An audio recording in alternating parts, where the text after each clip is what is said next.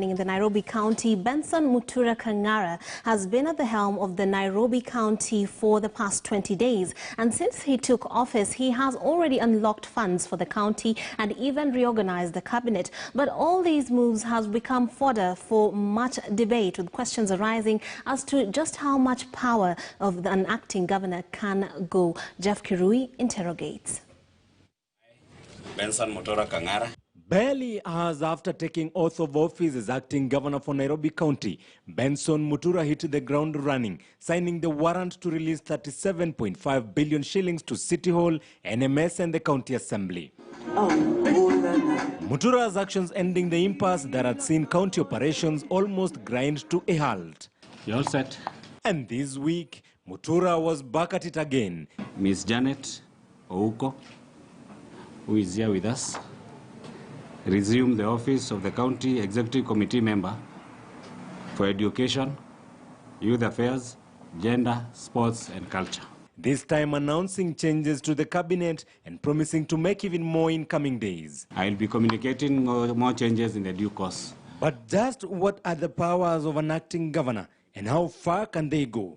He is supposed to assume a position at a temporary incumbency to do the most necessary thing, including making sure either there is a budget that is passed for purposes of making sure services continue. But he cannot fire people. He cannot fire. The same way he cannot hire is the same way he cannot fire. According to Article 179 of the Constitution, when a vacancy occurs in the office of a governor, the members of the County Executive Committee also cease to hold office. Sonko's impeachment technically dissolving Nairobi County Cabinet. Whoever will come in will appoint new CECs. Can this Honorable Speaker, acting governor, appoint the CECs? Can he appoint a deputy governor? How then can he purport to release money through an appropriation act, which is only the mandate, of a directly elected governor? The acting governor must be put on notice that he must continue to restrain himself. And that's why he cannot, as an acting governor, appoint an executive. Because if he appoints an executive and that executive must go through the assembly, he still has to go and sit as the speaker. And therefore he's sitting both as speaker and the legislature and at the same time sitting as the executive. It's a very conflicting position. That act is illegal. It is unconstitutional. By the time, the only mistake is that by the time that will be challenged in court, he will not be there.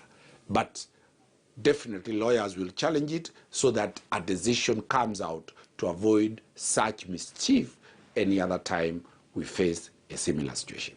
The impeachment of Mike Sonko as Nairobi governor put to test the Constitution of Kenya, plunging the city county into uncharted territory of having an acting governor as a result of failure by the outgoing governor Mike Sonko to appoint a substantive deputy governor.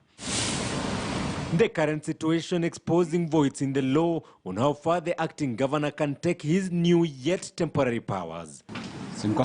And with 40 days to go, the acting governor is expected to continue exercising these powers, as current laws remain a matter of interpretation by the various parties concerned. They have no mandate and no jurisdiction beyond that 60 days.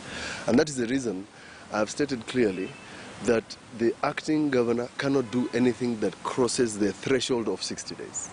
He cannot do that because his work is to prepare a transitional government for purposes of the new governor. That's it. There is no provision of the law. It's a lacuna. It's a total lacuna, which will need the question to be tested before a court of law so that we get to know a pronouncement, an advisory should come from the Supreme Court, or the law be amended or be enacted in Parliament to deal with that situation. Jeff Kirui, KTN News. Now, with only hours to go before the funeral of Mama Hannah at Tianzala Mudavadi, Western Kenya leaders